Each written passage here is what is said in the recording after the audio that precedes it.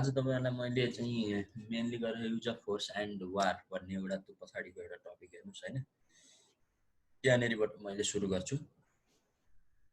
अब यो use of force कति बेला गर्न पाउने हैन, कस्तो कस्तो केस छ, योसँग सम्बन्धित अन्तर्राष्ट्रिय प्र्याक्टिसहरु के छ, अब यो कस्तो कस्तो प्रेसरहरु उत्पन्न गर्न सक्ने भन्ने नै हो यसको मुख्यतया चाहिँ हैन। अब यो युज अफ फोर्सको कुरामा चाहिँ म तपाईहरुलाई आज जस्तो एउटा पहिलो सुरुमा एउटा ट्रिटी भएको रहेछ हेर्नुस्। General treaty for the reunion of war भन्ने 1928 RENUNCIATION हैन। रिन्युन्सिएसन अफ वार 1928 भन्ने चाहिँ एउटा ट्रिटी भएको रहेछ युज अफ फोर्स र वारसँग सम्बन्धित हैन। अब तपाईको चाहिँ यसको चाहिँ आर्टिकल 1 र 2 मा चाहिँ डिफ्रेन्ट कुराहरु भनेको रहेछ। त्यसमध्ये चाहिँ तपाईको म एउटा चाहिँ गर्दिन्छु, पढ्दिन्छु, त्यहीको आधारमा तपाईले अलिअलि मिलाएर लेख्नुस्। द हाई कन्ट्र्याक्टिङ पार्टीज हैन solemnly declare in the names of their respective people that they condemn recourse to war for the solution of international controversies and renounce it an instrument of national policy in their relation with one another। अब यो चाहिँ राष्ट्रिय तपाईको चाहिँ राष्ट्रको स्तरबाटै यो चाहिँ एउटा राष्ट्रिय पोलिसी हुन्छ कि हामी चाहिँ अब तपाईको चाहिँ के रे अबको युज अफ फोर्स चाहिँ कसरी हुन्छ हैन, तपाईको चाहिँ राष्ट्रले कस्तो नीति लिन्छ, वान एनदरको कस्तो रिलेसन हुन्छ भन्ने कुराले चाहिँ डिक्लेयर गर्नुपर्छ। त्यतिकै राम्रो सम्बन्ध भएको देशहरुमा चाहिँ त्यसरी युज गर्न चाहिँ मिल्दैन भनेर चाहिँ भनेको छ हैन। अब अर्को कुरो भनेको के हो त भन्दा यसको अर्को आर्टिकल 2 मा चाहिँ जुन मैले general treaty for the renunciation of war 1928 मा अर्को आर्टिकलमा के भनेको छ त भन्दा the high contracting parties agree that the settlement or solution of all dispute or conflict of whatever nature or whatever origin they may be, which may rise among them shall never be sought except by pacific means। अब तपाईको चाहिँ तिनीहरुले चाहिँ हैन, अब high contracting parties agree that the settlement of solution all the dispute and conflict of whatever nature, जस्तो सुकै नेचरको चाहिँ तपाईको चाहिँ कन्फ्लिक्ट होस् हैन, त्यो चाहिँ कसरी सोल्युसन गर्ने त हैन, त्यो चाहिँ कसरी राइज भयो त, कसरी त्यसलाई चाहिँ दुईटा कन्ट्री बीचमा चाहिँ त्यसलाई सेटल गर्ने भन्ने कुरा चाहिँ तिनीहरुले चाहिँ यही युज अफ फोर्सको थ्रुबाट चाहिँ अप्लाई गरिरहेको छन्। र यसमा चाहिँ एक्सेप्ट तपाईलाई चाहिँ पेसिफिक मिन्स भनेको चाहिँ पिसफुल मिन्स बाहेक नै गर्ने जति पनि त्यो वेहरु छन् तिनीहरु भनेको चाहिँ वारमा युज गर्ने फोर्सहरु हुन् भन्न खोजेको हो यसले। अब यो general treaty for the renunciation of war भन्ने 1928 ले अलिकति कुरालाई प्रस्त गर्न खोज्यो। तर त्यसपछि तपाईको चाहिँ युएन को आर्टिकल नै हो मेजर कुरा हेर्नुस्। तपाईले यो चाहिँ नछोड्नुस्, त्यो बरु माथिको 1928 को छोड्दै पनि अहिले मैले भन्न लागिरहेको आर्टिकल 2 को 4 भित्र तपाईलाई यहाँ के भनेको छ त भन्दाखेरि a rule of customary international law applying to all state। अब यो सबै स्टेटलाई के मान्ने हुनेछ भनेर भन्दाखेरि तपाईको 2 को सब आर्टिकल 4 को 4 भित्र तपाईले युनाइटेड नेसनको चार्टरमा गएर हेर्नुभयो भने त्यहाँ के लेखेको छ र त्यो कसरी सम्भव गराउने भन्ने कुरामा चाहिँ all members shall refrain in their international relation from the threat or the use of force against the territorial integrity or the political independence of any state or in any other manner inconsistent with the purposes of the United Nations। ल हेर्नुस् तपाईको यो United नेसनले clear भन्दियो नेपालको संविधान जस्तै all member shall refrain तिनीहरुलाई all member shall refrain तिनीहरुलाई चाहिँ यो चाहिँ रोकिएको छ, यो गर्नबाट वञ्चित बनाइएको छ इन द इन्टरनेशनल रिलेसन अन्तर्राष्ट्रिय सम्बन्ध from the threat or use of force. के को लागि त भन्दा केबाट तिनीहरुलाई रोकिएको छ त भन्दा थ्रेट दिन, युज अफ फोर्स दिन अगेन्स्ट द टेरिटोरियल इन्टिग्रिटी भनेको मतलब सार्वभौमसत्ता एउटा राष्ट्रलाई हैन, तपाईको पोलिटिकल इन्डिपेन्डेन्स भनेको राजनीतिक तपाईको चाहिँ अस्तित्व भएको एउटा चाहिँ स्वतन्त्र भएको राज्यलाई चाहिँ अब any state or in any other manner कुनै पनि म्यानरमा कुनै पनि थ्रेटमा कुनै पनि तपाईको चाहिँ पोलिटिकल तपाईको चाहिँ प्रेसर गरेर वा कुनै पनि हिसाबले चाहिँ तिनीहरुको इन्टिग्रिटी माथि चाहिँ कहिले पनि तपाईको चाहिँ के गर्नु हुँदैन त भन्दा फोर्स गर्नु हुँदैन, थ्रेट हैन। यदि गरेमा inconsistent with the purpose of United Nation, यदि गर्यो भने चाहिँ युनाइटेड नेसनको पर्पजसँग के हुन्छ त इन्कन्सिस्टेन्ट हुन्छ भनेर तपाईँको चाहिँ यो चाहिँ आर्टिकल 2 ले चाहिँ तपाईँको 2 को 4 ले चाहिँ युनाइटेड नेसनको चार्टरले नै युज अफ फोर्स कस्तो हो कस्तो होइन भन्ने कुरामा चाहिँ क्लियर भनिदिएको छ। तपाईँलाई एउटा यहीसँग जोडिएको एउटा केसको एउटा पार्ट भनिदिन्छु। अरब ओइल बोइकट भन्ने एउटा केस छ। अरबको तेल अरब ओइल BOYCOTT बोइकट भन्ने यो एउटा केस छ। This was not say that, यो केसले त्यो मात्रै भनेको छैन। all from economic political pressure which threaten the territorial integrity and political independence। अब यो चाहिँ त्यो मात्रै हैन, थ्रेड फोर्स युज गर्ने मात्रै कुरो हैन, all form of economic आर्थिक कुराहरू, राजनीतिक प्रेसरहरू which threaten the territorial integrity and political independence of another state where permissible they might well constitute illegal intervention। त्यस्तो काम गर्नु भनेको चाहिँ इलिगल एक्टिभिटिज हुन जान्छ। इकोनोमी आर्थिकदेखि लिएर आएर पोलिटिकल प्रेसर गरेर उनीहरूको टेरिटोरियल इन्टिग्रिटी पोलिटिकल इन्डिपेन्डेन्स अर्काको खलल पार्ने काम गर्यो भने त्यो भन्दाखेरि यो चाहिँ इलिगल इन्टरभेन्सन हुन्छ भनेर अरब ओइल बोइकट भन्ने केसमा भनेको छ। तपाईले चाहिँ यो अरब ओइल बोइकट भन्ने केसको नाम चाहिँ तपाईले लेखिराख्नुहोस् है। अनि त्यसपछि यसले भनेको कुरा मैले अहिले भनिहालेँ। अब यति भनिसकेपछि तपाईलाई के एउटा कुरा क्लियर भयो भने all form of pressure including those of political and economic character which have the effect of threatening the territorial integrity and political independence of any state were prohibited। अब त्यो चाहिँ रोकिएको छ, प्रोहिबिट छ। Prohibit use of force or threat or force against the territorial integrity and political independence of any state in any manner। any manner कुनै पनि म्यानरमा चाहिँ त्यो तपाईको युज अफ फोर्स चाहिँ गर्न पाउँदैन, यस्तो गर्न पाइँदैन भनेर भनेको छ। अब यसमा पनि केही कुराहरू चाहिँ छन्, जस्तै युज अफ फोर्स कति बेला गर्न पाउँछ होला, तपाईहरुले पनि यसो एकचोटि विचार गर्नुस् न। जस्तो तपाईको युज अफ फोर्स भनेको त तपाईको त्यो कसरी चाहिँ कुन केसमा चाहिँ जस्टिफाएबल हुन्छ क्या। मैले अस्ति भन्थे नि तपाईलाई क्रिमिनल ल पढाउने बेलामा जस्टिफाएबल हुन्छ, किनभने यहाँनेरि चाहिँ तपाईको चाहिँ उसको मिस्टेकले भएको, इन्टक्सिकेट भएको छ ऊ हैन, अब एकदम खाएर चाहिँ लडेको अवस्थामा होस नभए बेला गरेछ, अब इन्फेन्ट बच्चा छ, अब यस्तो यस्तो बेलामा जस्टिफाएबल हुन्छ भने जस्तै अन्तर्राष्ट्रिय स्तरमा चाहिँ तपाईको यो युज अफ फोर्स कति बेला जस्टिफाएबल हुन्छ त भन्दाखेरि use of force is justifiable in case of self defence, आत्मरक्षाको लागि, सेल्फ डिफेन्स गर्नको लागि, participation in the UN enforcement action भने नि मैले, तपाईँ म पिस जोन हुन्छु भनेर पनि सुख छैन क्या तपाईलाई। जस्तो हाम्रो नेपालले अब युद्ध गर्दैन भने पनि युएनले आफ्नो तपाईको चाहिँ मिसनमा चाहिँ यसमा चाहिँ तपाईले सहयोग गर्नु पर्यो भनेर पार्टिसिपेट हो भनिसके पछाडि हतियार उठाउनै पर्छ। त्यो बेलामा चाहिँ तपाईको युज अफ फोर्स गर्न पाउँछ। ह्युमेनिटेरियन इन्टरभेन्सन, अब तपाईको यहाँ हेर्नुभयो भने ह्युमेनिटेरियन इन्टरभेन्सन भनेको मैले अस्ति त्यत्रो तपाईहरुलाई सबै कुरा बुझाएँ नि। ह्युमेनिटेरियन अब अर्का देशमा मानव अधिकार भाइलेसन भइरहेछ अनि त्यसपछि तपाईको चाहिँ युनाइटेड नेसनले नै हस्तक्षेप गर्न लगाउँछ। त्यस्तो बेलामा के मानव ह्युमन राइट्सहरु चाहिँ त्यहाँनेरिबाट चाहिँ कर्टेल नहोस्, कसैको पनि ह्युमन राइट्स भाइलेसन नहोस् भनेर त्यति बेला नै इन्टरभेन्सन गर्न पाइन्छ। यो बेलामा सरकारको विरुद्ध युज अफ फोर्स नै गर्नु पर्यो, फोर्सकै प्रयोग गर्नु पर्यो भने पनि त्यतिखेर प्रयोग गर्न सक्छ हैन। UN authorisation or interest in international peace and security. अब बुझिहाल्नु भने पछाडि तपाईलाई युज अफ फोर्स कति बेला गर्न पाउँदो रहेछ, कस्तो बेलामा गर्न पाउँदो रहेछ भन्ने कुरा लगभग मैले भने पछाडि क्लियर भयो होला जस्तो लाग्छ मलाई हैन। जस्तो तपाईको चाहिँ एउटा इन्ट्रेस्टिङ कुरा के छ भने यो युज अफ फोर्सको अलिकति हिस्टोरिकल कुरा हामी गऱ्यौँ भने use very different from the use of force in by Hugo Grotius. Hugo ग्रोटियसले भनेको जस्तो ह्युगो ग्रोटियस नै हो यो युज अफ फोर्सको बारेमा अलिकति केही कुरा गर्ने भनेको सुरुको यो टिप्दै जानुस् है, एकदमै इम्पोर्टेन्ट कुराहरू मैले भनिरहेको छु तपाईलाई। यो युज अफ फोर्सका कुराहरू त तपाईलाई त एक्जाममा सोध्छ त।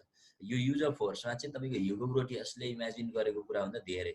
अब तपाईको चाहिँ use of force under the international ल चाहिँ अहिलेको युज अफ फोर्स भनेको ह्युगो ग्रोटियसले इमेजिन गरेको भन्दा धेरै फरक छ भन्ने कुरा एउटा तपाईले देख्नुपर्ने कुरा। अनि use of force under the international ल भनेको कन्ट्रोभर्सियल देखिएको छ अहिले, किनभने मैले तपाईलाई अस्ति पनि भनेको थिएँ ह्युमेनिटेरियन इन्टरभेन्सनको नाममा चाहिँ तपाईको चाहिँ विभिन्न राष्ट्रहरूले विभिन्न तरिकाको अरू आफ्नो इन्ट्रेस्ट यहाँनेरि चाहिँ उ गरेको भन्ने कुरा चाहिँ देखियो। अब मैले यहाँ यो भने पछाडि तपाईले के बुझ्नुभयो भने अब कन्ट्रोभर्सियल नै छ। अनि UN को आर्टिकल 2 मा अघि मैले के पढेँ, prohibit use or threaten of use of force भनेर भनेको छ।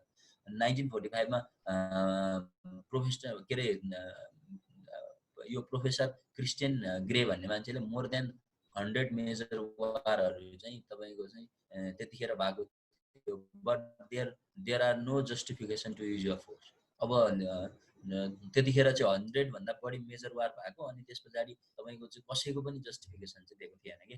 भने पछाडि अब यो युज अफ फोर्स चाहिँ तपाईँको कस्तो बेलामा गर्ने कस्तो बेलामा नगर्ने भन्ने तपाईँको चाहिँ कन्ट्रोभर्सियल नै छ। अब अन्तर्राष्ट्रिय रूपमा इन्टरनेसनल लको कन्ट्रोभर्सियल विषयकै रूपमा चाहिँ यसलाई लिइरहेको छ अहिलेको युज अफ फोर्सलाई। मैले तपाईँलाई यति भने पछाडि अलिकति युज अफ फोर्सलाई डिफाइन गर्न अलिकति त्यसको ब्याकग्राउन्ड लेख्न सजिलो हो। यसको च्यालेन्जेसहरू हेरौँ है त। अब अलिकति यसको च्यालेन्जेसहरू के छ भनेर भन्नुहुन्छ भने अब अहिलेको र पहिलाको वारफेयर गर्ने नेचर नै चेन्ज भयो। पहिला युद्ध लड्दा के गर्नु पर्यो, युद्धको आफ्नै नियम हुन्थ्यो। अब अहिले युज अफ फोर्स भने त्यसरी भन्दा अहिले अर्कै तरिकाले हुन थाल्यो। अब घरै बसेर पनि तपाईँको चाहिँ थ्रेटन दिने होइन। अब तपाईँको चाहिँ डकुमेन्ट चाहिँ म भोलि चाहिँ तेरो ह्याक हानेर चाहिँ त्यो सबै सार्वजनिक गरिदिन्छु भने जस्तो होइन। अब चाहिँ तपाईँको चाहिँ यो ढङ्गको कुराहरूले के भयो त भन्दा नेचर अफ वारफेयर भनेको पहिलाको र अहिलेको चेन्ज छ। अब पहिलाको र अहिलेको change in the means of attack. पहिला अट्याक गर्ने कुरा र अहिले अट्याक गर्ने कुरा चेन्ज होइन। अहिले अब तपाईँको चाहिँ म यो गरिदिन्छु भनेर नै तपाईँको चाहिँ के अरे फरक तरिकाले चाहिँ ट्रिट गरिरहेको छ। जस्तो अब भनौँ न, अब विपनहरूको कुरा गरेर होइन, विपनहरू चाहिँ तपाईँहरूको ले थ्रेटन दिएर हुन्छ कि होइन। अब यो ढङ्गले तपाईँको चाहिँ च्यालेन्जेसहरू छ। अब तपाईँको सेल्फ डिफेन्स पनि उत्तिकै च्यालेन्ज छ। अब सेल्फ डिफेन्स गर्ने नाममा चाहिँ तपाईँको अट्याक गरिरहेको चाहिँ एकदम धेरै देखिन्छ। अनि तपाईँको इन्टरभेन्सन बाई इन्भिटेसनको थ्रुबाट गयो भने त्यहाँ अर्कै गडबड भएको देखिन्छ।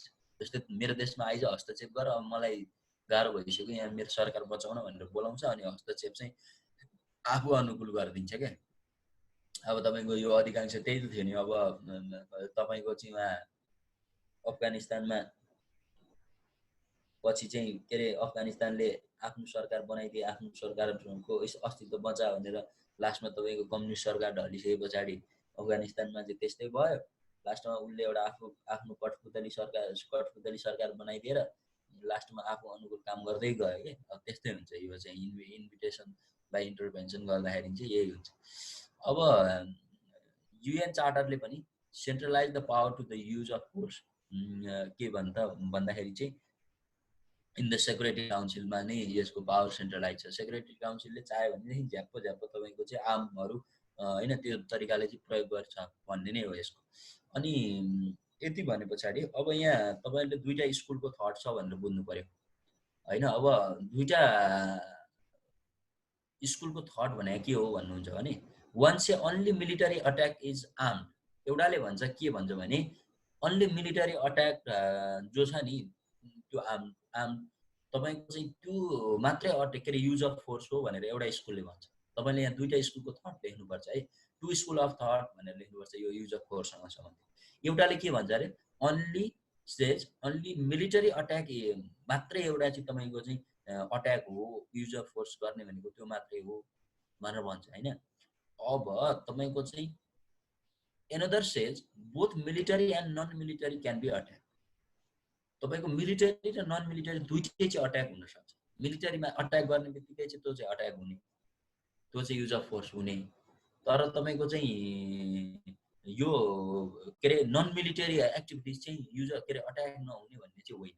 यसलाई चाहिँ तपाईँको कुन केसले अलिक ब्रोडर गराएको छ भने हिजो मैले भनेको थिएँ नि निकारागुआ भर्सेस युएसएको केस। तपाईँलाई मैले त्यो युज अफ फोर्सको कुरामा चाहिँ तपाईँको अमेरिकाले त बजेटै पास गर्छ भनेको थिएँ नि, हो त्यो हो क्या। नन मिलिटरी अट्याकबाट पनि ब्रोडर मिनिङ भयो नि। तपाईँको चाहिँ बजेटै पास गर्ने, त्यहाँभित्रका विभिन्न समूहहरूलाई उक्साउने होइन, पैसा दिने, तपाईँको चाहिँ पहिला सरकारलाई पछि विद्रोही ग्रुपलाई चाहिँ उसले चाहिँ समातेर चाहिँ त्यहाँ तपाईँको के गर्यो त विभिन्न खालको एक्टिभिटिजहरू चलायो नि त। अब त्यहाँबाट पनि हामी के बुझ्न सक्छौँ त भन्दाखेरि अब यो निकारागुआ भर्सेस के अरे निकारागुआ भर्सेस युएसएको केसले चाहिँ यो तपाईँको चाहिँ ब्रोडर तरिकाले चाहिँ डिफाइन गर्न सक्छ क्या अट्याकले। मिलिटरी मात्रै अट्याक होइन, नन मिलिटरी एक्टिभिटिजहरू पनि तपाईँको अट्याक हुनसक्छ भनेर फर्स्ट टाइम यो सुरु भयो होइन। अब आर्म्ड अट्याक भनेको against the sovereign territorial integrity and political independence of another state भन्ने बुझिन्छ आर्म्ड अट्याक। एग्रेसन भन्ने पनि हुन्छ। अब यो चाहिँ अट्याक अन्डरमाइन्स के, यस्तो बेलामा गर्ने भनेको एग्रेसनको कुरा चाहिँ हो। अब यति भने पछाडि तपाईँहरूले अलिकति बुझ्नुभयो जस्तो लाग्छ मलाई। स्कुल अफ थट पनि भने निकारागुआ भर्सेस युएसएले चाहिँ त्यो अट्याकलाई चाहिँ अलिकति बढी चाहिँ जोड गरेको पनि देखियो होइन। अब म यति भने पछाडि अगाडि गएँ। अब पिस अफ वेस्टफेलियाले तपाईँको चाहिँ के भन्छ त भन्दा state were bound to honour agreements and respect the independence and integrity of other country, यही भन्छ क्या। अब सोभरिन र इक्वेल हुन्छ होइन, त्यही भएर अर्काको कन्ट्रीको इन्डिपेन्डेन्स इन्टिग्रिटीलाई रेस्पेक्ट गर होइन, त्यत्तिकै त्यो and had to try to resolve the defence by peaceful method. Peaceful मेथडबाट चाहिँ तपाईँको चाहिँ यसले के भनेको छ भने सहयोग गरेर गर्नुपर्छ, युज अफ फोर्स गर्ने कुरा चाहिँ ठिक होइन भनेर चाहिँ यसले भन्छ। अनि त्यस पछाडि अब तपाईँलाई यति भने पछाडि अब मैले युएन चार्टरले के भन्छ त, यसका 10-11वटा प्रिन्सिपलहरू छन्। हेर्नुहोस्, यो बहुत महत्त्वपूर्ण छ, तपाईँलाई एक्जाममा सोध्न सक्ने पनि कुरा हो होइन। प्रिन्सिपल अफ इन्टरनेसनल 1917 को डिक्लेरेसनमा तपाईँको प्रिन्सिपल अफ इन्टरनेसनल लमा तपाईँको युएन चार्टरको 2 के भन्छ, all member shall refrain in their international relation from the threat or use of force against the territorial integrity and political independence of any state or any other member inconsistent with the purpose of the United Nations। अब main के भन्छ भने कुनै पनि राष्ट्रको territorial integrity र सोभर्निटी and political इन्डिपेन्डेन्सको विरुद्धमा, उसको सार्वभौम अधिकारको विरुद्धमा कसैले हात हतियार यो फोर्स युज गर्छ भनेदेखि त्यो चाहिँ युनाइटेड नेसनको पर्पजको विरुद्धमा हुन्छ भनेर चाहिँ यसले 2 आर्टिकलले भन्छ। त्यहाँनिर तपाईँको कतिवटा प्रिन्सिपल छन् भन्नुहुन्छ भने म तपाईँलाई भनिदिन्छु। ल हेर्नुहोस्, the principle deals with the prohibition of the use of force. Prohibition of use of force भनेको बुझ्नु भने त्यहाँ principle of the prohibition of the UN force under the UN charter भनेर एउटा सब टपिक होला, तपाईँले त्यो युज अफ फोर्सभित्र त्यहाँ हेर्नुभयो होइन। अब त्यो चाहिँ तपाईँको जम्मा जम्मी कतिवटा छन् भन्दाखेरि तपाईँको लगभग 11-12वटा जति छ होइन। अब त्यो तपाईँले सर सबै तपाईँले लगभग जान्नुपर्छ। एउटा त तपाईँको के भन्यो त भन्दाखेरि तपाईँको चाहिँ every state has duty to refrain. अब सबै स्टेटको चाहिँ ड्युटी हो अरे। अब ड्युटी पर्सपेक्टिभबाट यसले कुरा गर्छ। In international relation from the threat of use of force against the territorial integrity political independence of any state and shall never be employed as a means of settling international dispute. तपाईँको चाहिँ एउटा राष्ट्रको duty के हो त भन्दा अर्को राष्ट्रमाथि हस्तक्षेप नगर्नु, त्यसको चाहिँ पोलिटिकल इन्डिपेन्डेन्स सोभर्निटीलाई सम्मान गर्नु र तपाईँको चाहिँ never be employed as a means of setting of India. तपाईँको विवाद समाधान गर्दाखेरि हात हतियार उठाउन चाहिँ कहिले पनि उसलाई के अरे तपाईँको चाहिँ खुल्ला गरिएको छैन, त्यो रोकिएको छ। त्यो चाहिँ त्यसरी युज अफ फोर्स चाहिँ गर्न पाइँदैन भनेर पहिलो प्रिन्सिपलले भन्छ। हेर्नुहोस्, अब यो तपाईँहरूले पहिलो प्रिन्सिपल मजाले बुझ्नुहोस् र यो टिप्नु पनि, र तपाईँहरूले यो युनाइटेड नेसनको त्यो हेर्नुभयो भने त्यहाँ पनि तपाईँले भेटिहाल्नु। War of aggression constitute a crime against the peace. अब हेर्नुहोस्, वार अफ एग्रेसनले के गर्छ त भन्दा कन्स्टिट्युट अ क्राइम, क्राइमहरू घटाउँछ। त्यही भएर against the peace for the which there is the responsibility under the international. अब त्यही भएर वार अफ एग्रेसन तपाईँको गर्नु भएन, यसले चाहिँ क्राइम गर्छ अगेन्स्ट द पिस, यसले चाहिँ पिसको भायोलेसन गर्छ। त्यही भएर चाहिँ there is a responsibility under the international. त्यही भएर हाम्रो रेस्पोन्सिबिलिटी हुन्छ अन्डर द इन्टरनेसनल ल हुन्छ। यसले यसरी चाहिँ प्रोहिबिट गरेको छ युज अफ फोर्स गर्न। अनि state have the duty to refrain from the propaganda war of the aggression.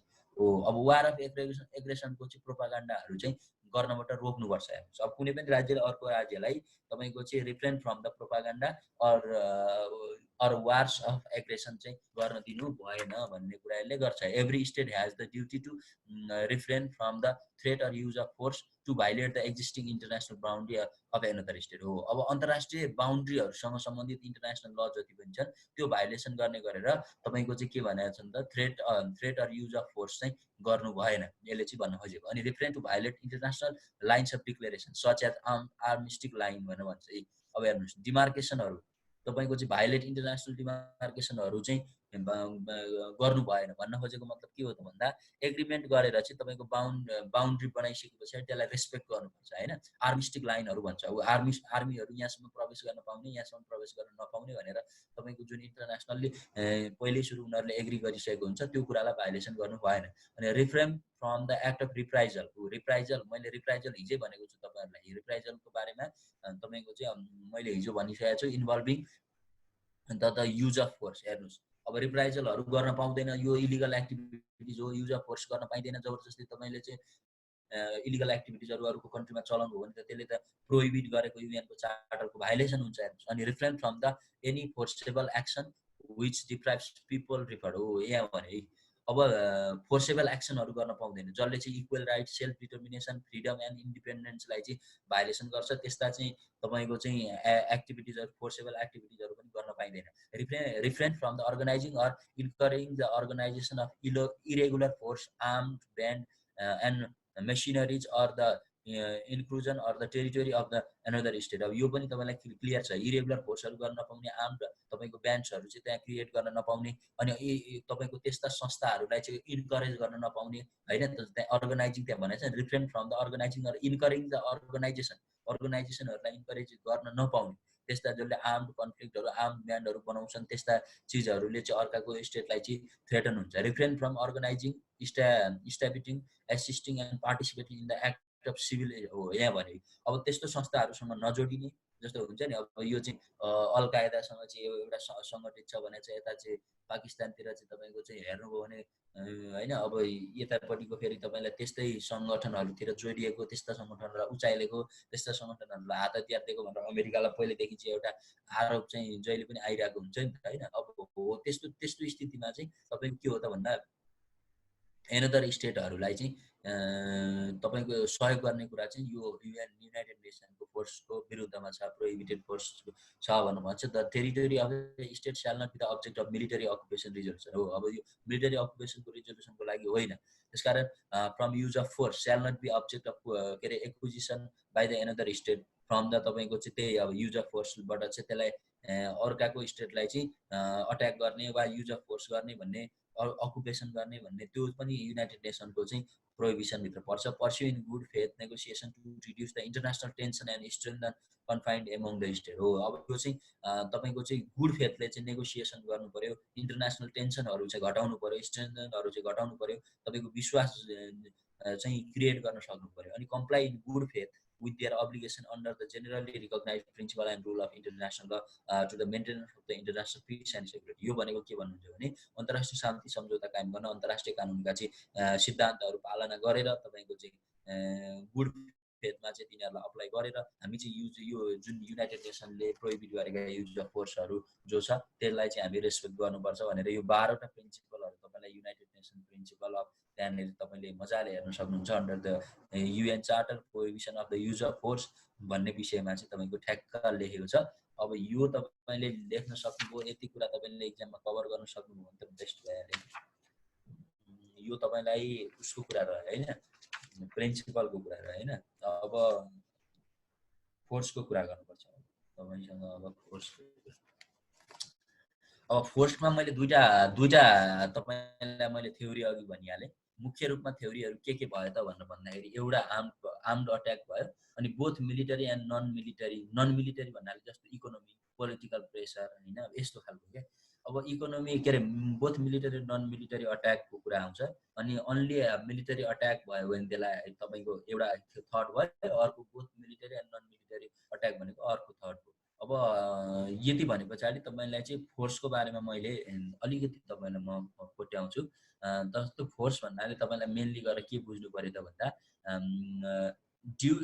duty of the state to refrain from the military and political, economic and other from coercion aimed against the political independence or territorial integrity of any state। कुनै पनि देशलाई चाहिँ तपाईको military, political, economic or other type of के अरे तपाईको चाहिँ कोएसन दबाब दिने जस्तो एमले चाहिँ हैन, अब त्यस्तो राष्ट्रहरूलाई गरिने तपाईको चाहिँ कार्यहरू, जो कार्यलाई हामी फोर्स भन्छौँ भनेर यो चाहिँ 1970 को declaration of the principle of the United नेसनले चाहिँ घोषणा यो चाहिँ राख्यो हैन। अनि अब यस पछाडि अलिकति मैले तपाईलाई यहाँनिर के भन्छु त भनेर भन्दा जस्तो it is to be noted that article 2.4 covers threat of force पनि भनेको छ है, as well as use of force. अब त्यहाँ थ्रेट अफ फोर्स पनि भनेको छ अनि युज अफ फोर्स पनि भनेको छ। This issue was addressed by the international court in its advisory opinion, the General Assembly on the legality of the threat of use of force of nuclear weapon। Nuclear weapon देखाएर चाहिँ threat गर्ने कुरा पनि के हो त भन्दा यो फोर्स भित्रकै कुरा आउँछ। Signal intention to use of force of certain events occur could तपाईको constitute a threat under article 2.4 where the use of force would itself be unlawful. त्यहीँनेरि मजाले उल्लेख के भनेको छ भने तपाईको थ्रेट दिने काम पनि तपाईको युज अफ फोर्स नै हो। त्यही भएर यो चाहिँ के हो त भन्दा अनलफुल छ भनेर तपाईँको मजाले यसले चाहिँ व्याख्या गरिदिएको छ। जस्तो अब यहाँ हेर्नुहोस् न, त्यो कर्फु च्यानल केस भनेर मैले हिजो तपाईँलाई एउटा सुनाएको थिएँ नि, त्यो कर्फु च्यानल केसमा के छ त, यहाँ म अलिकति तपाईँलाई भनिहाल्छु। कर्फु च्यानल केसमा in the response to the British claim to be acting in the secure evidence of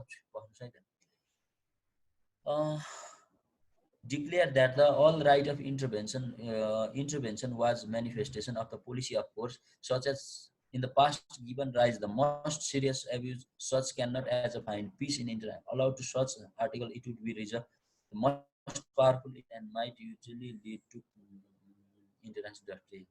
यो कर्फु च्यानल के छ, युके भर्सेस अल्बानियामा पनि तपाईँको चाहिँ यो युज अफ फोर्स भन्ने बहसलाई चाहिँ उसले चाहिँ आफ्नो सेल्फ डिफेन्समा चाहिँ त्यो आफ्नो पोर्टहरू जुन राखिएको थियो त्यसलाई चाहिँ सेल्फ डिफेन्समा राखिएकोमा चाहिँ उनीहरूलाई सोध्दै नसोध्दै त्यो पास भयो भनेकै भरमा त्यसरी चाहिँ उनीहरूले चाहिँ त्यो युज अफ फोर्स चाहिँ गर्न पाउँदैन, युज अफ फोर्स गर्न पाउने पनि एउटा सर्टेन क्राइटेरिया हुन्छ भन्ने सम्बन्धी चाहिँ त्यसले त्यहाँनिर यो केसमा चाहिँ व्याख्या गरेको पाइन्छ हैन। अब यति भने पछाडि क्याटेगोरिज अफ फोर्स चाहिँ कस्तो कस्तो हुन्छ त?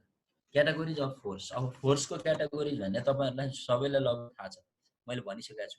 रिटोर्सनको फोर्स मैले कसरी हुन्छ भनेर हिजै तपाईँहरूलाई व्याख्या गरेँ, रिप्राइजल पनि हिजो मैले तपाईँलाई व्याख्या गरेँ, सेल्फ डिफेन्स तपाईँहरूलाई म आज अलिकति भन्छु। सेल्फ डिफेन्स तपाईँहरूलाई अलमोस्टलाई चाहिँ थाहा छ, अब क्रिमिनल लमा पनि तपाईँहरूले सेल्फ डिफेन्स कस्तो रहेछ, कानुनी कुरामा सेल्फ डिफेन्स गर्न पाउने रहेछ भन्ने कुराहरू तपाईँले अलमोस्ट बुझ्नु भएको छ। रिप्राइडल र रिटोर्सन मैले भनिनँ, हिजै मैले तपाईँहरूलाई क्लियर बनाइसकेको छु। अब कुरा रह्यो सेल्फ डिफेन्सको कुरा चाहिँ कसरी हुन्छ त भन्ने कुरामा है। अब सेल्फ डिफेन्समा हामी जाउँ। अब तपाईँको सेल्फ डिफेन्समा के हुन्छ, the definition of self defence is customary international law or out of the Caroline case. यो क्यारोलाइन केसबाट चाहिँ यो सेल्फ डिफेन्स भन्ने कुरा चाहिँ आयो। यो क्यारोलाइन केसबाट कसरी सेल्फ डिफेन्स आएर चाहिँ अब एक्चुअली हामी यहाँ हेर्छौँ। US Secretary of State, essential of self-defense, होइन, there had to exist a necessity of self-defense, instant, होइन, overwhelming, leaving no choice of means. The acting taken a pursuant of it must not be unreasonable or अब यही हो क्या, कुनै अरू option नभइसके पछाडि उसले के गर्ने हुन्छ, सेल्फ डिफेन्स गर्ने। यसमा यो तपाईँलाई मेनली कहाँ छ त भन्दा आर्टिकल 51, यो टिप्नुहोस् है, article 51 of UN charter. UN चार्टरमा चाहिँ तपाईँको आर्टिकल 51 मा चाहिँ यो के भनेको छ त भन्दा इनहेरेन्ट राइट अफ इन्डिभिजुअल। हेर्नुहोस्, इनहेरेन्ट राइट भने के, वंशज रूपमा चाहिँ उसले पाएको क्या, वंशानुगत रूपमै उसले पाएको भन्ने जस्तो क्या। Inherent right of individual or collective defence to the secretary council and no way affect to authority and responsibility to the Security Council to take an action as deemed necessity in order to maintain or restore international peace and security. कुनै पनि राज्यमा चाहिँ होइन United नेसनको मिसनले, secretary काउन्सिलले, होइन, त्यहाँको human rights जुन violation भइरहेछ, piece and सेक्युरिटीमा जुन थ्रेट आएको छ त्यसको लागि त्यहाँको जो त्यो पिस एन्ड सेक्युरिटीका भाइलेटरहरू तिनीहरू विरुद्ध तपाईँको चाहिँ सेल्फ डिफेन्स अप्नाउनु पर्ने स्थिति हुनसक्छ। त्यो बेलामा तपाईँले चलाउनु पर्ने हुन्छ बन्दुक गोली। तपाईँको चाहिँ युनाइटेड नेसनले चाहिँ के भन्छ भन्दा आर्म्ड त्यतिखेर चाहिँ अगाडि जान सक्छ होइन। अब यो निकारागुवाको केस जो मैले अघि भन्थेँ नि, यो बहुत महत्त्वपूर्ण केस छ भने फेरि त्यही केसमा व्याख्या भएको छ। हेर्नुहोस्, अब निकारागुवाको केसमा के छ त भन्नुहुन्छ भने clearly established that the right of self-defense existed as an inherent right under the customary international law as well as the United Nations को चार्टरले चाहिँ भनेको अनुसार त्यहाँ छ।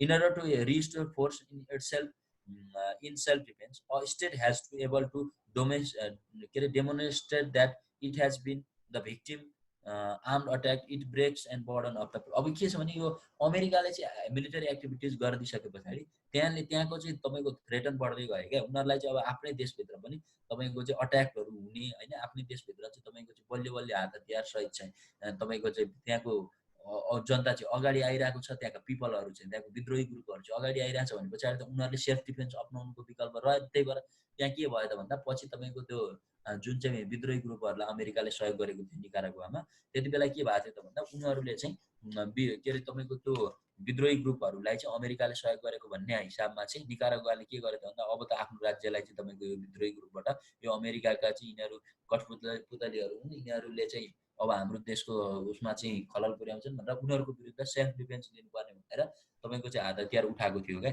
यसरी चाहिँ तपाईँको चाहिँ अट्याक भएको थियो। अब तपाईँको चाहिँ सेल्फ डिफेन्समा चाहिँ अर्को पनि हेर्ने हो भनेदेखि जस्तो 7th October 2001 मा चाहिँ US notified the secretary council that it was exercising it's right of self defence in the taking action against Afghanistan. मैले अघि नै भनिसकेको थिएँ तपाईँलाई, अल कायदाको तपाईँको चाहिँ अर्गनाइजेसनहरूलाई चाहिँ उसले चाहिँ सेल्फ डिफेन्सको लागि भन्दै, किनभने उसले चाहिँ के भनिरहेको थियो भने म उडाइदिन्छु तेरो चाहिँ यस्तो उस्तो भनेर थ्रेटनहरू दिइरहेको थियो।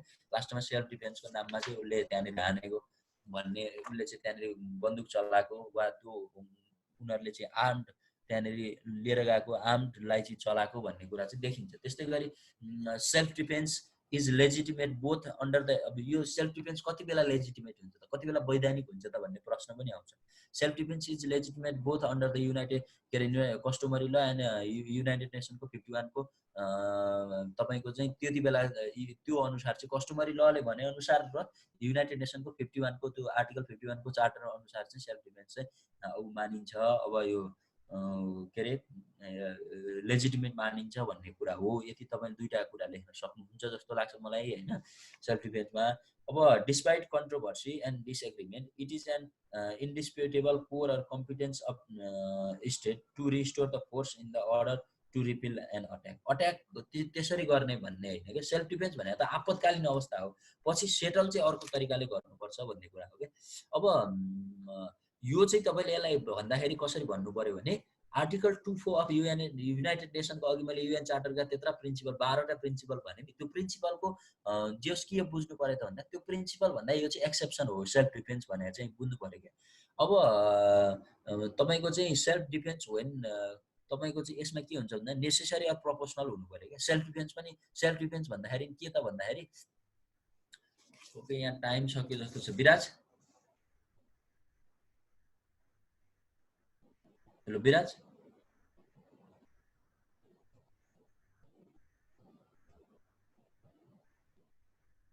यहाँ समय सकिएको छ होइन?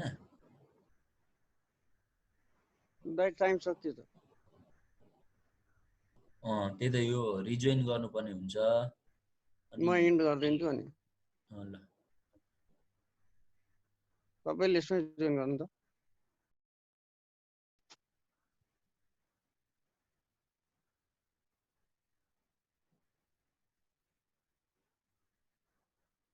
ओके, अब मैले यहाँ फेरि गरेँ। अब जस्तो अब यो सेल्फ डिफेन्स पनि त्यत्तिकै प्रयोग गर्न पाइँदैन कि। यसमा नि तपाईँको चाहिँ के हो त भन्दाखेरि सेल्फ डिफेन्स तपाईँको चाहिँ 2-3वटा कन्डिसनहरू छन् सेल्फ डिफेन्स गर्न पाउने कन्डिसन। जस्तो अब के हुनुपर्छ भने एकदम नेसेसरी नै हुनु पर्यो क्या।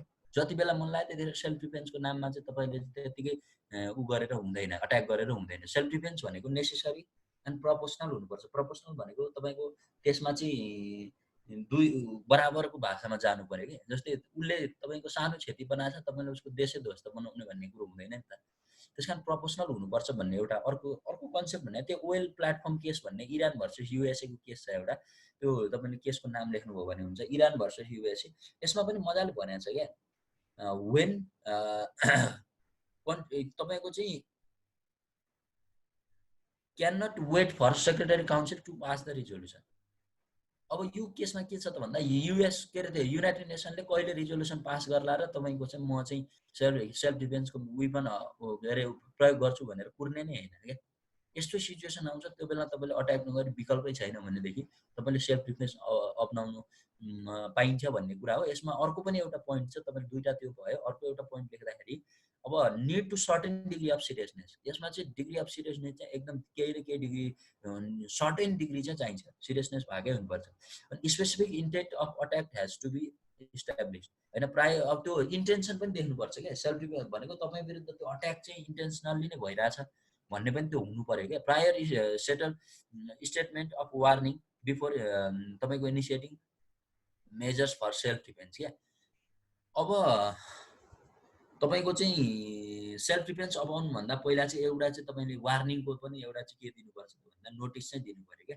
त्यति भइसके पछाडि अनि चाहिँ तपाईँले सेल्फ डिफेन्स अप्नाउन पाउने भन्ने कुरा, यो मैले 3-4-5वटा कुरा भने पछाडि तपाईँले बुझ्नुभयो होला।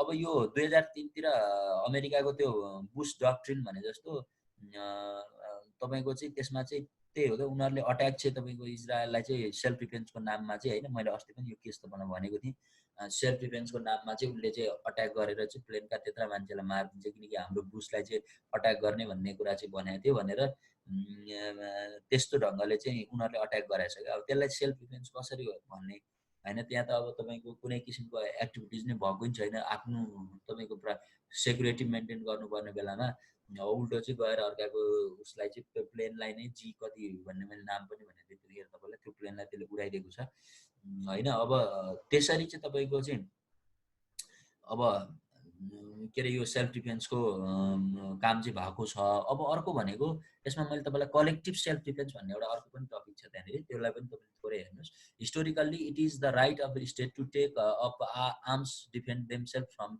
एक्सटर्नल फोर्सेस होइन अनि एन्ड इस्टाब्लिस इन्टरनेसनल कस्टमरी रूपमा यसलाई चाहिँ कलेक्टिभ सेल्फ डिफेन्सलाई लिएको छ अनि देमसेल्फ फ्रम एक्सटर्नल फोर्स अरू फोर्सहरूबाट बचाउनलाई चाहिँ यो कलेक्टिभ सेल्फ डिफेन्स लिइन्छ आर्टिकल 51 त्यो युएन चार्टरको चाहिँ also refers to the inherent right of collective self defence भनेर त्यसले पनि भनेको छ होइन अब अर्गनाइजेसन सच एज नाटो यहाँनिर तपाईँले नाटोको बारेमा अलिअलि सबैले सुन्नुभयो होला एन्ड द वार्सा प्याक्ट भन्ने चाहिँ यो नाटो भनेको अमेरिकी सैनिक भयो भने वार्सा प्याक्ट भनेको चाहिँ यता सोभियतहरूले पहिला तपाईँको जुन शीत युद्ध पछाडि चाहिँ यस्तो भएको थियो नि त जस्तो अमेरिका र के अरे यो तपाईँको चाहिँ सोभियत जुन चाहिँ दुईवटा मूलधारा आयो राजनीतिमा शीत युद्धले जन्माएको तपाईँको चाहिँ यता कम्युनिस्ट र भनौँ न पुँजीवादी दुईवटा देशहरू आयो यो पुँजीवादी तपाईँको चाहिँ पुँजीपतिहरूको देश अमेरिकाले चाहिँ एउटा छुट्टै खालको तपाईँको सैनिक गठबन्धन गर्यो भने पहिला वार्सा भयो वार्सा चाहिँ तपाईँको यता सोभियत सङ्घहरूले चाहिँ आफ्नो एउटा गुटबन्दी बनाएका हुन् यिनीहरूले चाहिँ बलियो तपाईँको चाहिँ यस्ता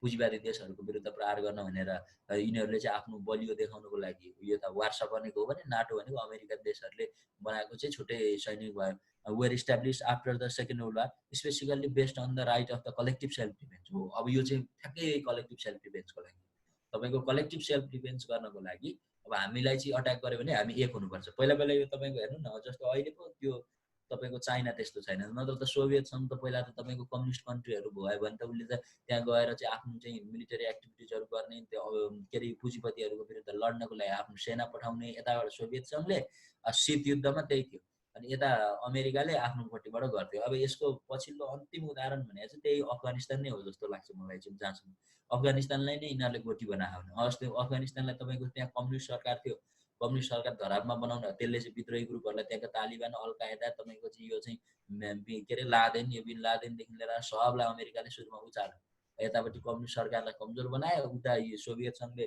तपाईँको कम्युनिस्ट सरकारलाई सपोर्ट गरिरहेको थियो सुरुमा पछि त तपाईँको सोभियत सङ्घ आफै पनि विघटनको दिशातिर गइसके पछाडि चाहिँ तपाईँको अफगानिस्तानमा के भयो त भन्दाखेरि अब चाहिँ त्यहाँ ती ग्रुपहरू हाबी भइसके पछाडि लास्टमा अनि अमेरिकाले नै एउटा त्यहाँको कम्युनिस्ट सरकारलाई सत्ताच्युत गरिदिएपछि चाहिँ तपाईँको त्यहाँनिर तपाईँको चाहिँ उयो के भन्छ त्यसलाई कठपुतली सरकार चाहिँ बनाइदिएर अनि अमेरिकाले आफ्नो त्यहाँ जमायो नि त्यसरी तपाईँको अफगानिस्तानमा खेले हो त्यही भएर पछिल्लोचोटिको शीत युद्ध यिनीहरूको यो नाटो र वार्सा यो दुई तरिकाको यिनीहरूको जो लडाइँ थियो यसले के हो त भन्दा कलेक्टिभ सेल्फ डिफेन्सको नाममा मिसयुज चाहिँ बढी नै भएको छ र यिनीहरूले खास गर्न चाहिँ त्यही हो कलेक्टिभ सेल्फ डिफेन्स भनेको अब अफगानिस्तानकोमा कम्युनिस्ट नजिबुल्लाको कम्युनिस्ट सरकार थियो अब उसले नजिबुल्लाको कम्युनिस्ट सरकारलाई चाहिँ उनीहरूले कलेक्टिभ सेल्फ डिफेन्सको भावनाले चाहिँ यता सोभियतहरूले चाहिँ सहयोग गरेको थियो नि अब यस्तो थियो हेर्नुहोस् होइन सच अनि यसरी चाहिँ बुझ्न सकिन्छ कलेक्टिभ सेल्फ डिफेन्सलाई by the exercise of this right depends upon the prior declaration by the state concern that it was the victim of arm attack अब यही कुरा भनेको छ होइन यो चाहिँ कलेक्टिभ सेल्फ डिफेन्स तपाईँले यति बुझ्नुभयो भने हुन्छ अब पिस किपिङ अपरेसन एउटा त्यहाँनिर पिस किपिङ अपरेसन भन्ने छ त्यहाँ टपिकमा हेर्नुभयो प्रिन्सिपल अफ न्युट्रालिटी होइन consent of the host country no use of force unless necessary यसलाई चाहिँ के हो त भन्दाखेरि तपाईँको चाहिँ पिस किपिङ अपरेसनमा यस्तो हुनुपर्छ जस्तै काश्मीरको कुरा आउँछ प्यालेस्टाइनको कुरा आउँछ होइन स्विच च्यानल र पानामा क्यानल यिनीहरूको केस आउँछ सोभियत युनियनको भिटो प्रयोग गर्न स्टप गर्नुपर्छ पिस किपिङ अपरेसन गर्नुपर्छ भनेर उसले चाहिँ तपाईँको कुरा उठायो General Assembly only has political power no security related power होइन Soviet Union again deny to pay funds to युएनलाई उसले फन्डै दिएन पछिसम्म पनि किनकि यसरी चाहिँ तपाईँको युज अफ फोर्सहरू गर्ने नाममा चाहिँ यिनीहरूले चाहिँ यस्तो पावर एक्सर्साइज गर्यो भने यो चाहिँ गलत हुन्छ भनेर उनीहरूले चाहिँ त्यो गर्दै गरेन अनि जेनरल एसेम्ब्ली अन्ली हेज त्यो चाहिँ पावर अनि सेक्रेटेरिएटलाई हुनु हुँदैन भनेर भन्यो। अनि त्यसले चाहिँ पछिसम्म पनि फन्ड दिएन। त्यसकारण पिस किपिङ अपरेसनमा पनि तपाईँको चाहिँ यो मेथडले पनि उनीहरूले के गरे त भन्दा यो युज अफ फोर्स चाहिँ मिसयुज भएको छ, गल्ती भएको छ भन्ने हिसाबले चाहिँ अगाडि गयो। अब यो एग्रेसन भन्ने एउटा छ पछाडि तपाईँले हेर्नुभयो भने त्यहाँनिर एग्रेसन भन्ने छ होइन। यो एग्रेसनको कुरा थोरै मैले गरेँ। अब यो एक्ट अफ एग्रेसन भने के हो त भनेर भन्दाखेरि if attack undermines sovereignty and territorial integrity and political independence of any state, तपाईँको चाहिँ यसलाई रोम स्ट्याच्युटले भनेको छ है, अर्थात् आइसिसी स्ट्याच्युट पनि भनेर भन्छ त्यसलाई, इन्टरनेसनल क्रिमिनल कोडको कुरा पनि छ। आर्टिकल 8 मा चाहिँ क्राइम अफ एग्रेसन भनेर भनेको छ। तपाईँको क्राइम अफ एग्रेसन भनेको के हो भन्नुहुन्छ भने crime of aggression means planning, preparation, initiation or execution by a person in a position effectively to exercise control over the direct or political or military action of a state of an act of aggression which by its character, gravity or scale constitute a manifest violation of the UN Charter हो। अब यो crime of aggression भनेको ठ्याक्कै यही हो। तपाईँको अर्को देशलाई प्रिपरेसन गर्ने, प्लानिङ गर्ने, इनिसिएसन लिने, तपाईँको चाहिँ दुनियाँ उसको चाहिँ पोलिटिकल सोभर्निटी, मिलिटरी, तपाईँको सबै राइटमा चाहिँ तपाईँको हस्तक्षेप गरेर तपाईँको चाहिँ उसको एक्ट अफ एग्रेसन तपाईँको देखाएर चाहिँ युएन चार्टरको जुन अघि मैले तपाईँलाई भनेको थिएँ नि प्रोहिबिसन of the use of force भन्ने हो, त्यहीलाई चाहिँ त्यहीको चाहिँ भाइलेसन गर्ने भनेकै के हो त भन्दा तपाईँको चाहिँ यो क्राइम अफ एग्रेसन हो भनेर तपाईँले सुरुमा बुझ्नु पर्यो। ठिक छ, क्राइम अफ एग्रेसन भनेको त्यसरी बुझ्नु पर्यो।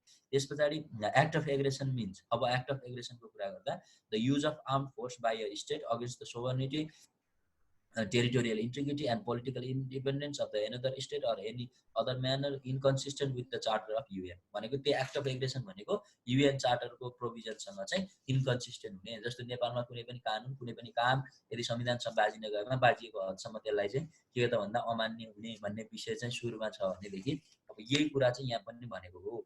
अब तर पनि यसमा चाहिँ एक्ट अफ एग्रेसन चाहिँ कहिलेकाहीँ तपाईँको फेरि क्वालिफाई हुन्छ होइन, कहिलेकाहीँ चाहिँ मान्ने हुन्छ। एक्ट अफ एग्रेसन पनि तपाईँको चाहिँ मान्न मिलिन्छ। जस्तो एक्ट अफ एग्रेसन कतिखेर ठिक होला भनेर भन्दा तपाईँको the invasion or attack by the arm forces of a state of a territory of another state, अर्काको टेरिटोरीमा चाहिँ त्यसरी तपाईँको चाहिँ एक्टिभिटिजहरू गऱ्यो भने or military occupation however territory result from such invasion or attack or any annexation by the use of force the territory of another. अब अर्काको स्टेटमा चाहिँ तपाईँको चाहिँ गतिविधिहरू गर्ने, मिलिटरी अकुपेसनहरू गर्ने, उनीहरूको टेरिटोरीमा चाहिँ तपाईँको चाहिँ अट्याक गर्ने, त्यस पछाडि चाहिँ तपाईँको एक्ट अफ अग्रेसन गर्न पाउँछ होइन। अब bombardment by the arm forces of the state against the territory, अर्काको स्टेटमा बम्बार्डमेन्ट गरिदियो, बम्बार्डमेन्ट गरिदिएपछि ऊ पनि त्यत्तिकै त बस्दैन नि त, उसले पनि त्यसको विरुद्ध एक्सन लिन पाउँछ, त्यसलाई एक्ट अफ एग्रेसन हुन्छ। The blockade or ports or coast of any state or the force of another state होइन। अर्काको त्यसरी ब्लकेडहरू गरिदियो भने and attack by the arm forces on the land or sea, attack गऱ्यो कि marine or air fleets of another state, त्यति बेला पनि एक्ट अफ एग्रेसन गर्न पाउँछ, यो क्वालिफाई हुन्छ भन्न खोजेको है। The action of the state in allowing the territory, अब यही तपाईँलाई एक्सेप्सनहरू बुझिहाल्नु भने तपाईँले भनेको मतलब अर्काको देशमा चाहिँ अब तपाईँको चाहिँ by sending or behalf of a state of arm bands group or irregular हेर्नु, अब त्यस्ता समूहहरूलाई चाहिँ तपाईँले सहयोग गर्नुभयो भने तपाईँको चाहिँ एक्ट अफ अग्रेसन भनेको त्यतिखेर गर्न पाउने। किन भनेको त भन्दा अब त्यतिखेर ऊ चाहिँ त्यहाँभित्र भएका संस्थाहरू, त्यस्ता व्यक्तिहरू जस्ता जसलाई चाहिँ अब हतियार सप्लाई गर्नेदेखि लिएर दुनियाँ इलिगल एक्टिभिटिजहरू, मेसिनरी दिने जस्ता कामहरू गरिरहेको छ भने त तपाईँले त एक्ट अफ अग्रेसन त लिन पाउनुभयो। उसको विरुद्ध उसको त्यो राष्ट्रको विरुद्ध तपाईँले चाहिँ युज अफ फोर्स चाहिँ गर्न पाउनुहुन्छ, एक्ट अफ अग्रेसन गर्न पाउनुहुन्छ भन्न खोजेको यसले। तर यो एक्ट अफ अग्रेसन गर्दा त्यतिखेर चाहिँ यो युएन चार्टरसँग चाहिँ तपाईँको के हुँदैन त भन्दाखेरि युएन चार्टरले प्रोहिबिट गरेको छ, यसमा चाहिँ यसको विरुद्धमा छ भने पनि त्यो चाहिँ गर्न पाउँछ भन्ने कुरा हो। यसमा मेजर कुरा चाहिँ तपाईँले बुझ्नु पर्यो। यति भने पछाडि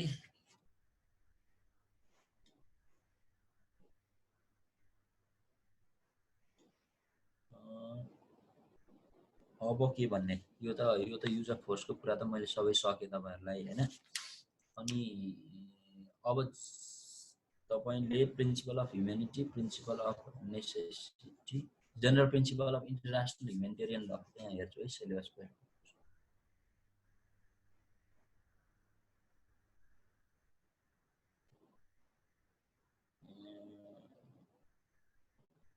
डेफिनेसन अफ वा crime including provision of the humanitarian, उसको चाहिँ तपाईँको चाहिँ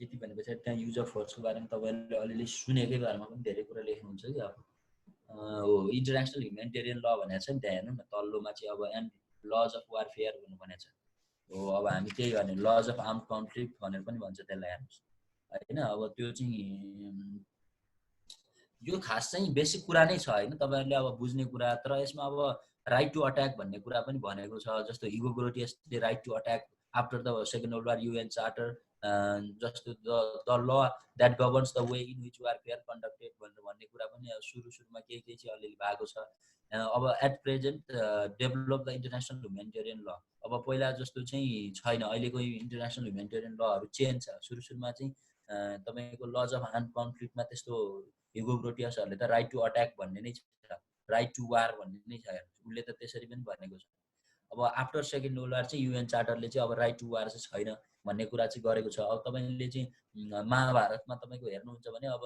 यसमा हिस्टोरिकल्ली हेर्दा अब लज अफ आर्म कन्फ्लिक्ट फरक छ तपाईँलाई थाहा नै छ अब तपाईँको युद्ध हुँदा युद्ध चाहिँ तपाईँको चाहिँ अँध्यारो भए पछाडि गर्न नपाउने होइन त्यस्तो सामान्य तपाईँको चाहिँ रुलहरू तपाईँले बुझ्नु नै भएको छ नि इस्लामहरूको पनि त्यस्तै तपाईँको चाहिँ छ fight in the way of Allah अब those who fight with you and do not exist the limit त्यो भन्ने कुरा गरेको छ 7th सेन्चुरीमा चाहिँ यो चाहिँ सिरियस भन्ने तपाईँको चाहिँ यो युद्धका नियमहरू चाहिँ थिए होइन यसरी चाहिँ तपाईँको चाहिँ यो चाहिँ ऊ भएको छ क्या वारहरू चाहिँ लज अफ आर्म कन्फ्लिक्टहरू चाहिँ यसरी पनि तपाईँको चाहिँ बनेका छन् पहिला डेभलप भएको छन् अब तपाईँले बुझ्ने भनेको आर्म कन्फ्लिक्टमा कस्ता कानुनहरू कस्ता नियम पद्धतिहरूमा अगाडि बढेको रहेछ भन्ने नै तपाईँको चाहिँ मेजर कुरा रहन्छ अब पछाडितिर आइसके पछाडि हम्मुराबी कोडहरूमा पनि तपाईँको बेबिलियन किङले चाहिँ यो चाहिँ लज अफ आर्म कन्फ्लिक्टको विषयमा चाहिँ डेभलप गरेका कुराहरू छन्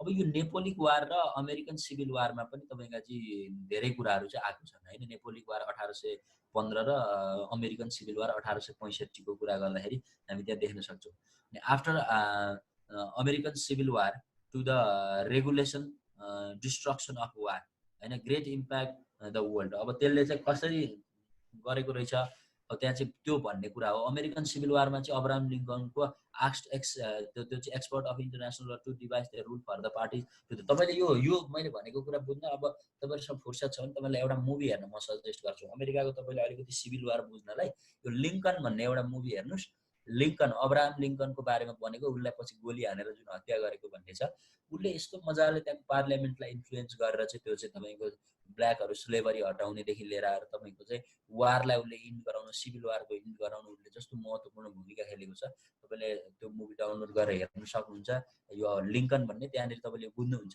1864मा जेनेभा कन्भेन्सन भयो 1868मा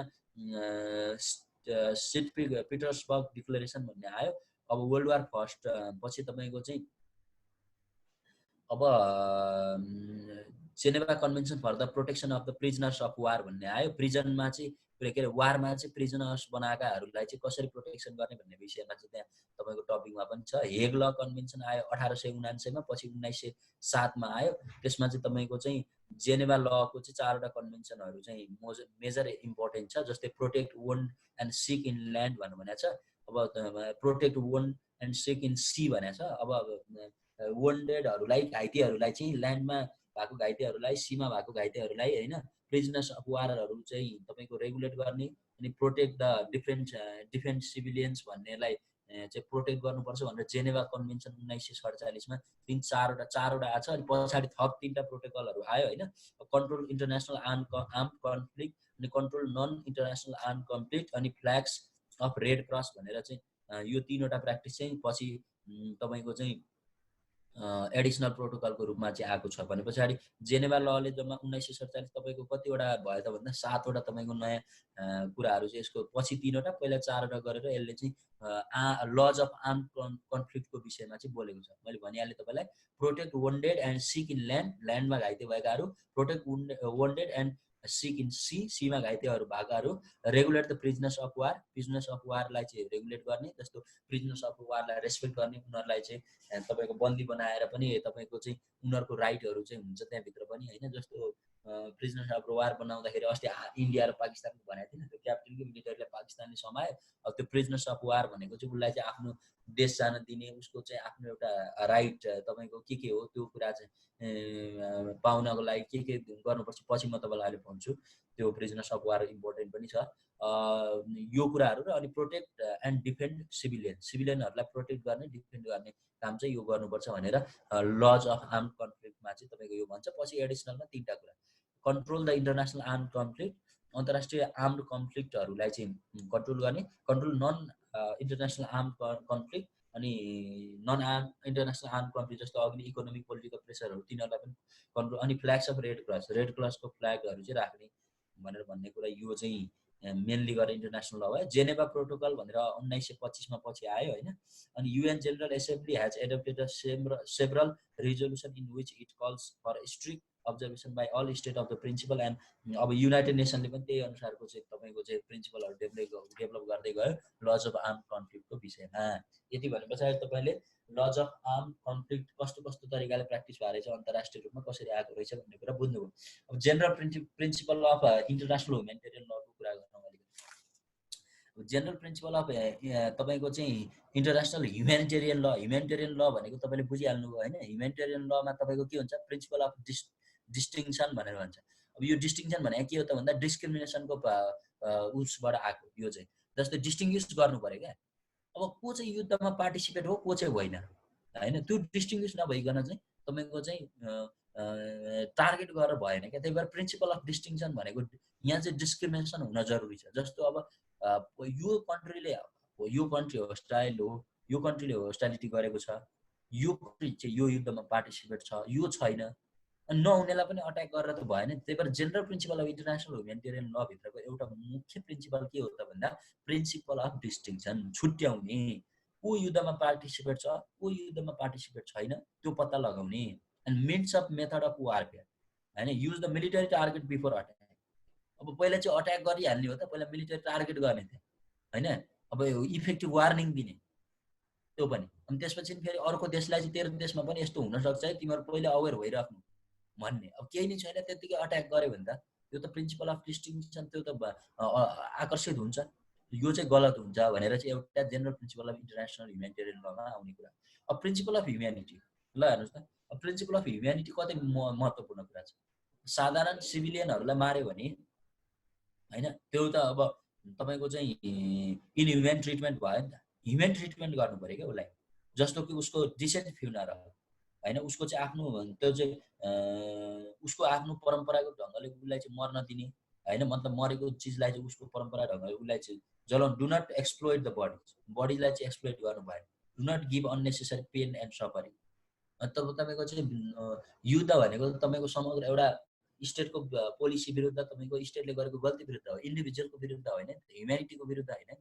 तपाईँको मान्छे त यहाँ र त्यहाँमा के फरक छ, सबै मान्छे एउटै हो नि। तर एउटा मान्छेको विरुद्धमा होइन नि त, यो त समग्र राज्यसँग उनीहरूलाई असन्तुष्टि भएको कारणले उनीहरूको त्यो एटिट्युडले, उनीहरूको राज्यको एटिट्युडले एउटा राज्यले अर्को राज्यलाई त्यो किसिमको दबाब र त्यो किसिमको चाहिँ एउटा प्रेसर गरेको कारणले नै तपाईँको चाहिँ यो प्रिन्सिपल के अरे तपाईँको चाहिँ ह्युम्यानिटीको कुरालाई चाहिँ जोडेर चाहिँ त्यस्तो गर्न मिल्दैन। त्यही भएर इन्डिभिजुअललाई चाहिँ तपाईँको अफेक्ट नगर्ने, इन्डिभिजुअललाई भरिसक्दो के हो त भन्दा एकदम तपाईँको चाहिँ उसलाई घाइते बनाएपछि छोडिदिनु होइन, बरु त तपाईँको चाहिँ उसलाई अरू पेनहरू नदिने, जस्तो ऊ आफू रिकभरी हुन सकोस् होइन। त्यस कारण उसलाई रेस्पेक्ट गर्ने होइन, ह्युमेन ट्रिटमेन्ट गर्नु पऱ्यो उसलाई बरु होइन। अब त्यो चाहिँ त्यस्तो व्यक्तिहरूलाई चाहिँ बरु ट्रिटमेन्ट गर्नु पर्छ। जस्तो चेको भाराहरूले के गर्थे, चेको भाराहरू तपाईँको क्युबाको युद्ध गर्दाखेरि त्यही भएर त के चेको भारा एउटा चाहिँ तपाईँको चाहिँ इतिहासमा त्यस्तो मानव बने त।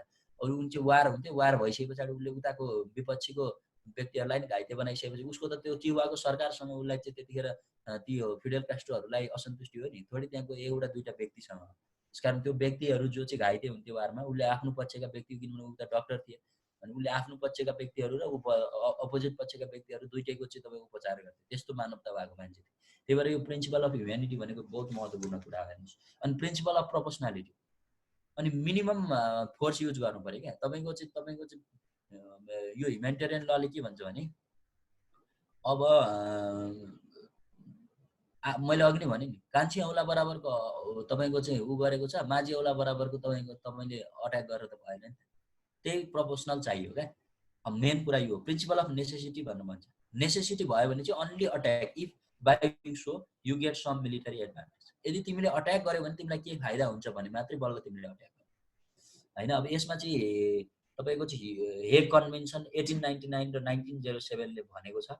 अनि जेनेभा कन्भेन्सन 1864 पनि तपाईँको अलिकति यो प्रिन्सिपल अफ ह्युमेनिटेरियन उसको कुरा गरेको छ। अब थोरै जाउँ तपाईँको प्रिजनर्स अफ वारको बारेमा। अघि त मैले प्रिजनर्स अफ वारको बारेमा मैले अलिकति कुरा भनिसकेको छु। प्रिजनर्स अफ वारको राइट हुन्छ क्या, जस्तो अघि राजदूतावासको तपाईँले कुरो बुझ्नुभयो नि, के अरे अस्ति मैले हिजोको कि अस्तिको क्लासमा तपाईँलाई भनेको थिएँ नि, राजदूतको के हुन्छ, अधिकार हुन्छ नि। ऊ अर्काको देशमा भए पनि उसलाई त्यहाँ त्यसको कानुन नलाग्ने, उसले त्यहाँ चाहिँ हत्या गरे पनि उसलाई चाहिँ तपाईँको चाहिँ पर्सनल नन ग्राटा दिएर चाहिँ पठाइदिने भन्ने जस्ता मैले तपाईँलाई कुराहरू भने। ठ्याक्कै यो प्रिजनर्स अफ वारमा पनि त्यस्तै कुरा हुन्छ। On the basis of the principle of the international law, members of an armed force who have fallen under the government power of enemy state। जस्तो दुईटा स्टेटबिट अट्याक भयो, तपाईँ चाहिँ शत्रु राष्ट्रको राज्यमा चाहिँ खस्नुभयो, तपाईँ त्यहाँनिर इन्मी स्टेटको राज्यमा चाहिँ तपाईँ जानुभयो, तपाईँ त्यसको घेरामा पर्नु, that member will not be able to use force against the detaining force, no more combatant. अब तपाईँले त्यहाँ फोर्स के अरे अट्याकहरू गर्नलाई सम्भव भएन due to the prior statute he see held during the arm conflict. अब के हुन्छ त भनेर भन्दाखेरि according to the punish and penalize but to exclude from the further military operation. अब उसलाई चाहिँ फर्दर मिलिटरी अपरेसनहरू गर्नु भएन होइन।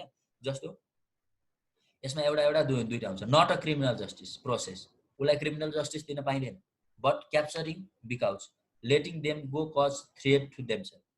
The detaining prisoners of war is the state government itself, not a individual. मैले अघि भने नि तपाईँको त्यो राज्य उसको शत्रु हो, त्यो एउटा व्यक्ति शत्रु होइन। त्यही भएर may transfer the prisoners of war to another state, त्यही भएर त्यसले अर्को राज्यमा त्यसलाई ट्रान्सफर गरिदिनुपर्छ, only if not state ensure the rights of prisoner. हो प्रिजनर्स अफ वारले चाहिँ तपाईँको चाहिँ उसको के हो त भन्दाखेरि उसको राइट छ, त्यहाँ उसले आफ्नो राज्यमा जान पाउने राज्यले त्यो राख्छ भनेदेखि उसलाई जान दिनुपर्छ होइन। अब prisoners of rights and duty are violated, the concern authority can be tried under war crime. यो चाहिँ तपाईँको भायोलेट भयो भने त्यो चाहिँ वार क्राइम हुन्छ भन्नु पर्यो। वारमा क्राइम भनेको यही रहेछ, देख्नुभयो नि। अब तपाईँ युद्धमा अपराध भने के हो भन्नुहुन्छ भने यस्तै गरी प्रिजनर्स अफ वारलाई चाहिँ तपाईँको चाहिँ फर्काउने, उसलाई चाहिँ तपाईँको चाहिँ के अरे थ्रेटन दिने, उसलाई चाहिँ उसको चाहिँ तपाईँको चाहिँ उसको लजहरू जस्तो उसको अधिकारहरूलाई चाहिँ हनन गरिदिने होइन। त्यो भनेको चाहिँ त्यसरी चाहिँ भएको रहेछ। अब तपाईँलाई यसमा यति भने पछाडि तपाईँले यसमा अलिकति लेख्नुहुन्छ, जे भयो नि लेख्नुहुन्छ। Prisoners of war may elect representative and highest officer होइन। अब उसको आफ्नो देशको झन्डा उसले चाहिँ बोकेको ब्याचहरू होइन, उसलाई चाहिँ त्यो त्यसमा रेस्पेक्ट गर्ने त्यो पनि हुन्छ क्या। यस्तो मजाको छ यो कुराहरू होइन। जस्तो उसलाई चाहिँ अब त्यतिकै तपाईँको चाहिँ जस्तो money or valuable good can be seize only by officers of the detaining side होइन, not keep in a place that is hazardous. जस्तो उसलाई जस्तो पाए त्यस्तो प्लेसमा राख्नु भएन जसले उसलाई हाजर्डियस गर्छ। प्रिजनर्स अफ वारको त्यस्तो राइटहरू हुन्छ हेर्नुहोस् होइन। अब duty respect the laws and rules of डिटेनिङमा अब हेर्नुहोस्, अब त्यसको पनि प्रिजनर्स अफ वारको पनि ड्युटी हुन्छ। उसले अधिकार मात्रै पाउँदैन, उसले चाहिँ त्यहाँनिरबाट चाहिँ जस्तो उसको ड्युटी के हो त भन्दा भाग्न सक्छ भने भाग्ने हो, तर क्याप्चर गर्ने होइन। अब राइट टु स्केप त हुन्छ, उसले त्यहाँबाट भाग्न सक्छ भने भाग्ने हो, तर त्यसलाई अफेक्ट चाहिँ गर्नु भएन क्या। जस्तो तपाईँको भाग्ने नाममा उसले त्यहाँ दुनियाँ मान्छे मारेर गयो भने के त्यस्तो बेला फेरि उसको त्यो ड्युटी होइन। अब तपाईँको चाहिँ अब रङ गर्यो भने ट्रायल पनिसमेन्टको पनि उसलाई व्यवस्था हुन्छ। त्यही भएर उसले त्यहाँ रङ चाहिँ गर्नु भएन, गल्ती गर्नु भएन, स्केपसम्म हुन पाउँछ। त्यस्तो खालको ड्युटीहरू उसलाई हुन्छ। यति भने पछाडि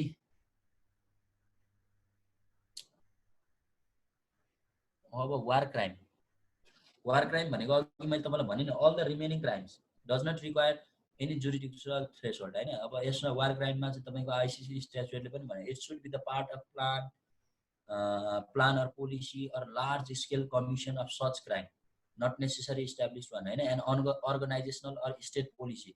त्यस्तो भयो भने तिनीहरू वार क्राइममा चाहिँ तपाईँको आउनु। यो आर्टिकल 8 मा भनेको छ है।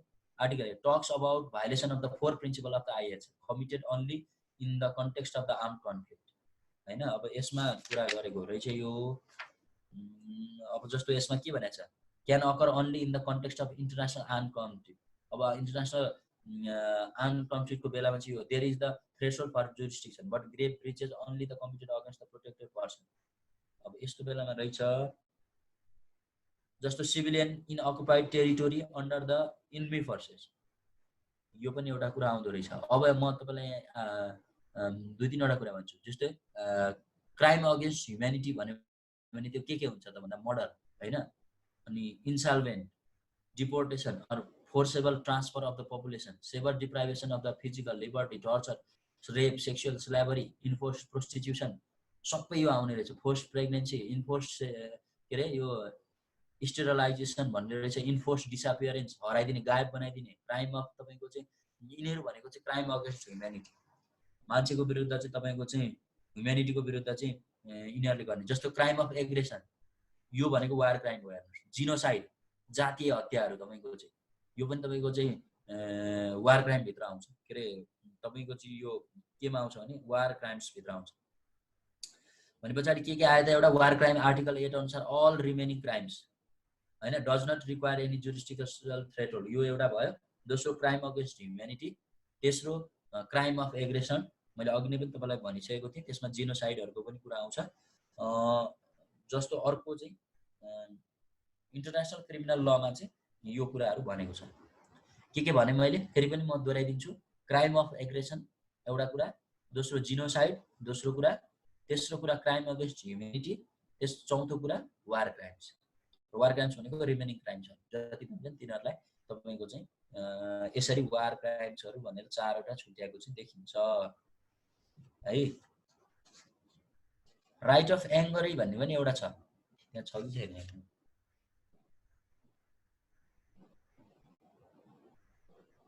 राइट अफ एङ्ग्री छ त्यहाँनिर, हेर्नुहोस् है त, एङ्गरी। अब राइट अफ एङ्गरीमा के भन्छ, 16-17 शताब्दीमा चाहिँ तपाईँको द कन्सेप्ट वाज डेभलप होइन, laws of war was not develop. त्यतिखेर लज अफ वार डेभलप नै भएको थिएन जति बेला राइट अफ एङ्गरी डेभलप भएको थियो। Ruler principle of angary would take the property of the neutral state and civilian of another country by the part to hostility for the military purpose. अब यही रहेछ राइट टु एङ्ग्री भनेको, तपाईँको neutral स्टेटको अनि state र सिभिलियनहरूको कन्ट्रीको चाहिँ त्यो चाहिँ प्रपर्टीहरू चाहिँ के गर्ने रहेछ त भन्दाखेरि मिलिटरी पर्पजको लागि उनीहरूले चाहिँ लिने रहेछ होइन।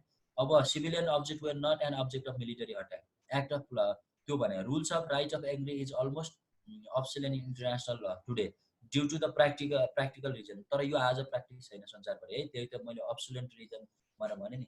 Lodge have made it difficult when act of angary started scaling country concluded the bilateral agreement बाट चाहिँ यो कुराहरू इन्डेड भएको रहेछ। यो खासै केही पनि छ। ल मैले अब यति नै भन्छु आजको लागि चाहिँ। अनि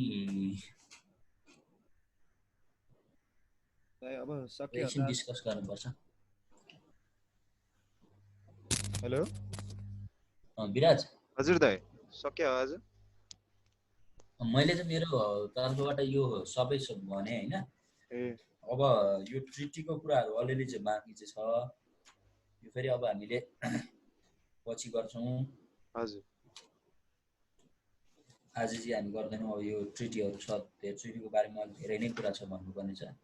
ट्रिटीको पनि एक दुईवटा कुराहरू भन्नुपर्ने छ। उहाँहरूको पनि केही छ कि यसो बुझाउँ? हुन्छ, यदि कोहीसँग क्वेसन छ भने जस्तो अब सकिन लाग्यो पब्लिक इन्टरनेसनलको, त्यो भएर क्वेसन छ भने चाहिँ राख्न सक्नुहुन्छ है। बुझिएको छ विराज? आज बुझ्यो?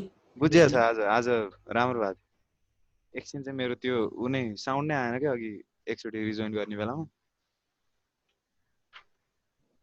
नत्र त आज एकचोटि नै अड्किया थिएन सायद।